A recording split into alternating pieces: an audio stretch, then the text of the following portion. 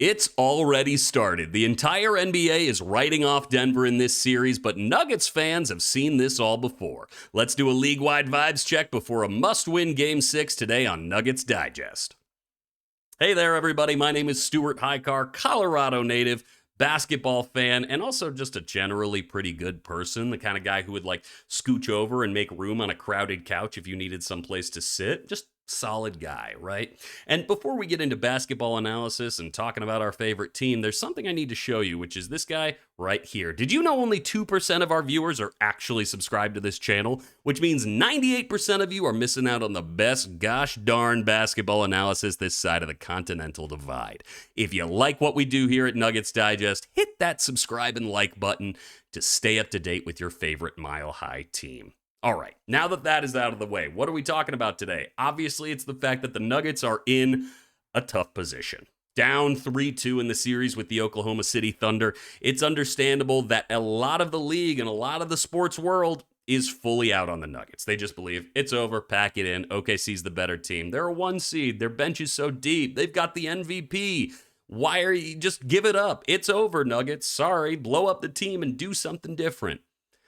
Look.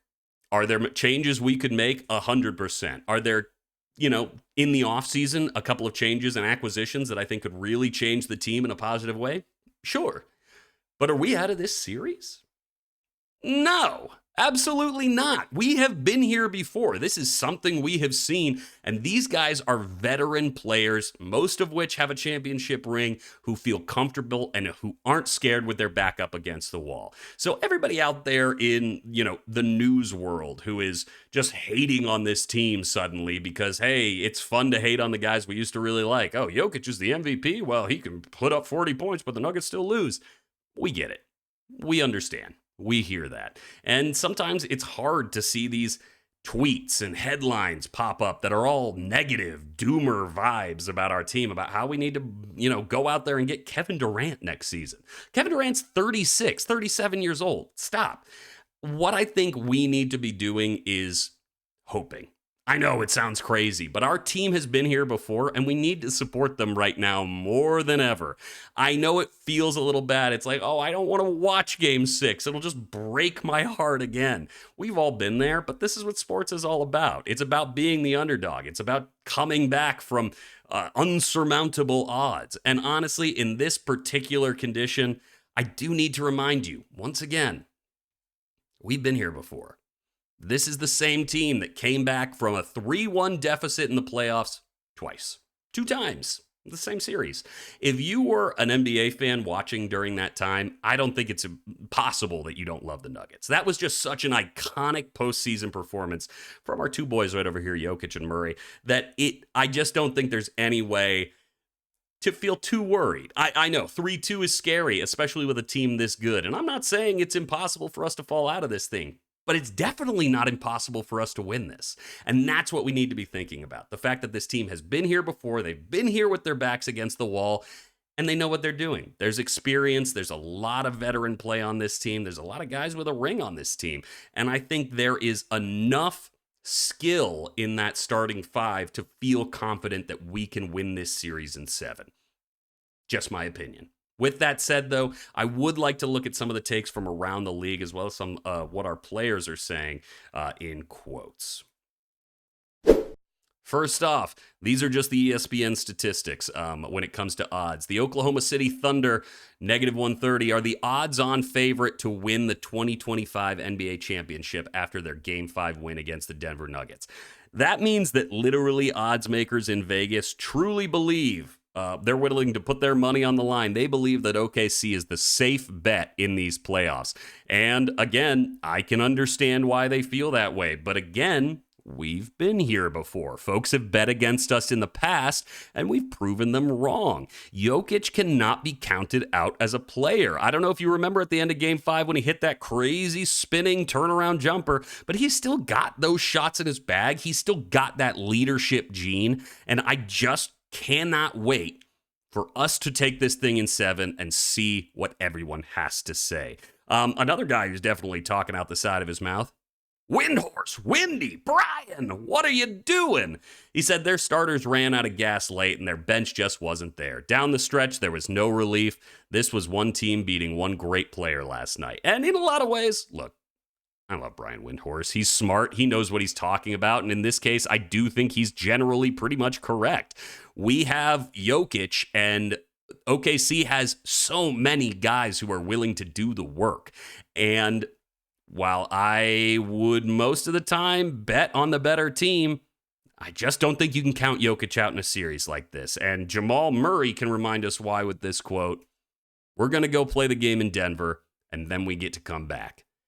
I think when you see veterans on your team feeling confident about the situation they're in, you as a fan can feel confident as well. It's not the offseason until it's the offseason. So don't put yourself there in a state of mind that's just sad. Don't do it. Feel good about yourself. What do we need to focus, though, on in Game 6 to get that win? Well, we've got a couple of things on a list right over here. These are absolute musts. First, deeper rotation. We saw this in Game 5. We went a little bit deeper in the bench. Strother got some minutes. Peyton Watson got some more minutes. But go deeper. Why not? Heck, why the hell not? We've got these guys, and we can get a couple of fouls on them, get a couple of minutes on them, give Jokić a couple of minutes to breathe, get Jamal off the court for a few minutes. I mean, I just don't know why we have these guys on the bench if we're not going to give them a chance. If we're going to lose, let the bench lose this for us. I don't want to watch a tired starting five in the fourth quarter miss like 19 shots. It's just sad. It's sad to watch, and I can't do it as a fan anymore. So please, and that's what brings us actually to the second point, forget MPJ. He's injured. He is not feeling good right now, and it totally shows in his shot. Defensively, he's looking good, and he's gotten a couple of rebounds, but when you have only one working arm, the game of basketball is actually pretty tough. So I just think we need to move away from MPJ. If you can play him a few minutes in the first, if he's not hitting shots, he's sitting. He's ice cold because he's a hot or cold guy. And if you see a shot going in the beginning of the game, I think you keep him around for a little while, right? See how it plays out. But in Game 5, when he was missing everything, and we still turned to him at the end of that fourth quarter, I was just a little bummed to see it. I really would have liked to see maybe one of those bench. Honestly, keep Peyton Watson out there. I think in terms of defense, he's about the same, and I really like the energy he gives the team, and I would have rather seen us end with that. Even, again, I'd much rather see us lose in a way where I feel like, well, we have the best guys out there than lose when we have someone out there who obviously is not completely healed or not feeling completely well. Let's just not do it. Let's not risk a worse injury, and then that breaks trade stock. Let's just not do it. Lastly, we got to mix up our offense a little bit. In the fourth quarter, I don't have to tell you if you watch the game, good God, were we just chucking up threes at the end there. And I get it. We were down by 3, so you got to make a 3 and tie it up. And Jokić, look, a spinning turnaround 3. Wow. Great. But guys, I'm sorry, this is just the way bad teams lose games. I'm so tired of watching this era of basketball where it's like, we're losing, let's just chuck up as many threes as we can, and statistically, we could win. And it's like, yeah, statistically, maybe that's true, but why don't you get inside? Why don't you draw a foul? Why don't you go to the rim and bring a little bit of energy so they have to back off that high screen they've been throwing at Jokić? Honestly, it's just this swarm defense, and once the Nuggets feel like they have been a little put off their game by this defense, they just start throwing up threes, and I think it totally breaks us down. I think it makes us look like the worst team in the league, and we are normally a top 3 team, in my opinion, especially when it comes to paint points. Our paint points are insane in the regular season, and then when it comes to the offseason, especially in this Thunder series, we're just not going for those easy baskets. We're not going for those looks that we love. We're not going for the dunker spot with Gordon. We're going for threes because we want to win the game, and mix it up is all I'm asking. But again, those are just my opinions, and they're really, really good opinions, but maybe you feel differently, you know? What do you think? Do you agree with my very good takes, or do you want to see me lined up against the wall with the other Nuggets hopefuls? Regardless, whatever it is, that's okay. Put it down in the comments below, join the community, and let's have a conversation about this Game 6. Fingers crossed, of course, but until next time, my name is Stuart Hicar. This has been another perfect 10 out of 10 video, and go Nugs. Bye.